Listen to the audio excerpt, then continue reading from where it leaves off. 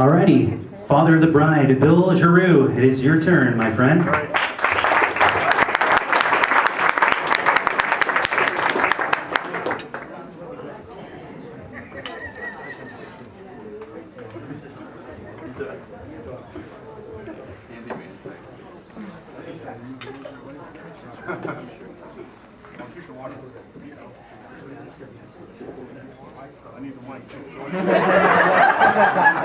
Trying to steal his wine.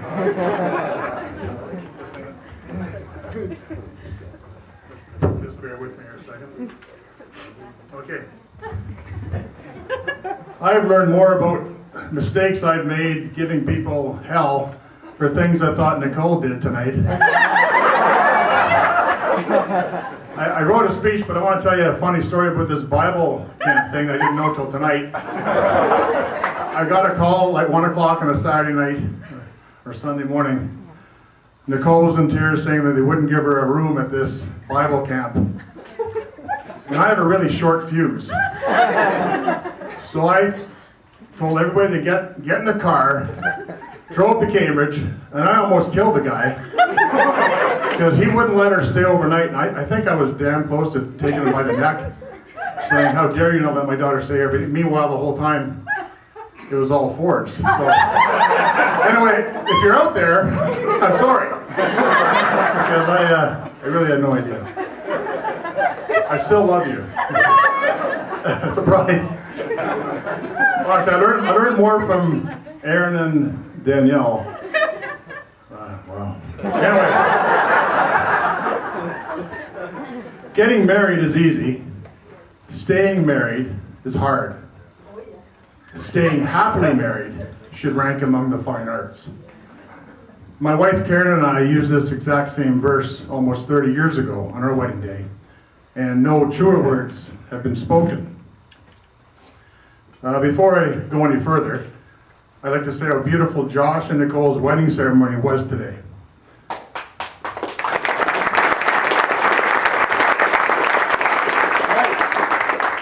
It would also be wrong if I did not acknowledge and thank the volunteers we have at Sacred Heart Parish, who toiled all week long in the rain, wanting to get the church grounds perfect for your wedding. I don't know if I pulled the church. I'm there like 5 or 6 days a week, but they were out there working in the rain. And they called me on Thursday evening at about 9 o'clock saying, "We guarantee you everything will be cleaned up by 11 o'clock on Saturday morning." So I'd like to publicly thank the committee, Jim Tanks, Henny Zetto, Dora, and Peter Kilbore. They did an amazing job, and like I was up on a 60-foot boom above the rectory, cutting trees down, just so it would look nice for your wedding. So I want to thank that committee. I'd also like to thank Tyler and Ricardo for all the tireless effort they've done today. They've been my bellhops.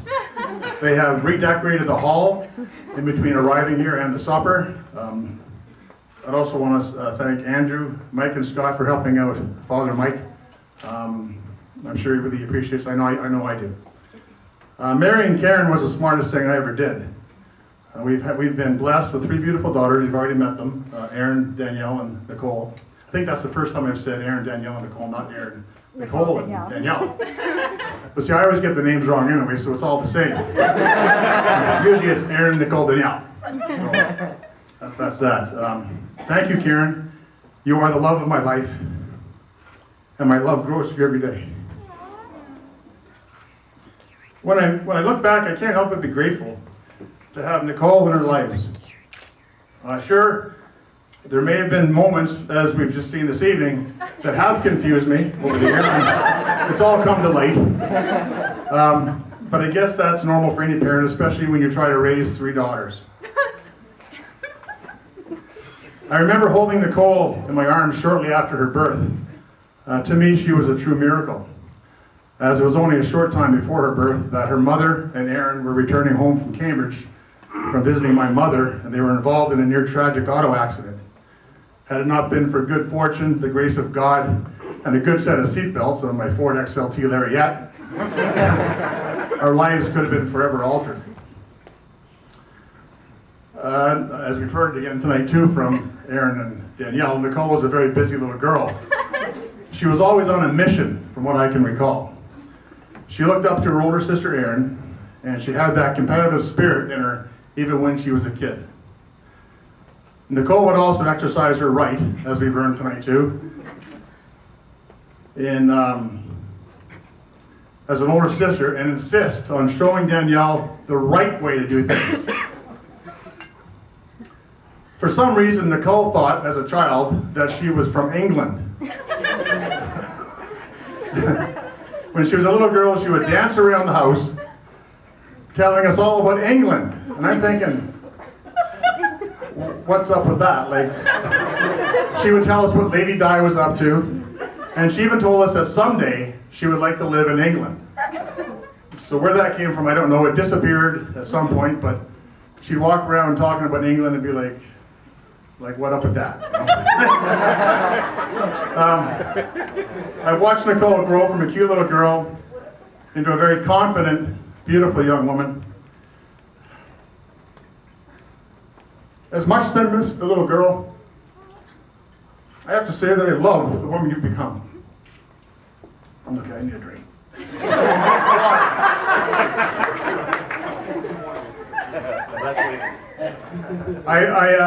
The fellow that called me on Thursday evening, he's been through 6 marriages. He told me, he said, well, as a father, he said, I only have 5 kids, but I had to do one twice. So I said, do you have any advice for the father of the bride speech? He said, don't drink before you give a speech. Just drink water, but bring wine up with you and you'll do fine. So I've tried to follow his advice. You make me very proud to be your father, Nicole, and I thank you for that. Now, I want to talk about Josh from my perspective. I can remember when Nicole first met Josh, kinda, because it's all a big haze. There's nothing personal, guys, but there's so many guys that have come and gone.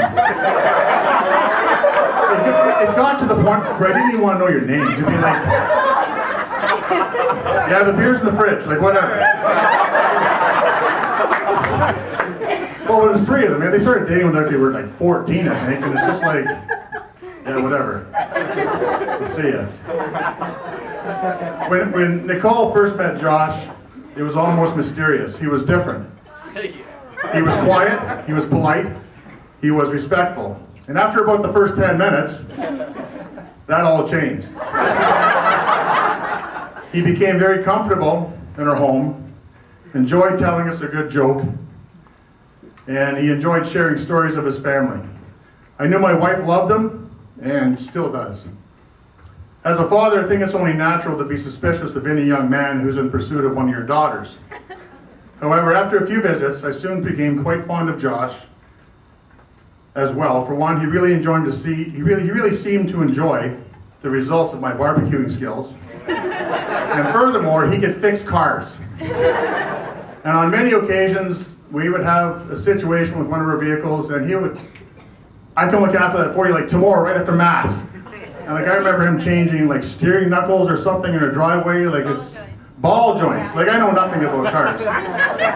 But it's wow, Nicole, he's a keeper, man. He can fix cars. Well, kinda. Always has a project on the go. As far as I was concerned, Josh was in. I look forward to having many more good times with you, Josh. And I welcome you and your family into our family and look forward to the many good times ahead. If I could give you any advice, Josh and Nicole, it would be the following. Always be ready to forgive. Listen to how your partner's day went, no matter how tired or how busy you might be. And keep saying I love you long after the honeymoon is over. In closing, I'd like to offer you a toast, so if you'd all please rise. I'd like to offer you an Irish blessing. May the wind be always at your back. May the road rise up to meet you. May the sun shine warm upon your face. The rains fall soft on your fields. Until we meet again, may the Lord hold you in the hollow of his hands. To Josh and Nicole. Nicole.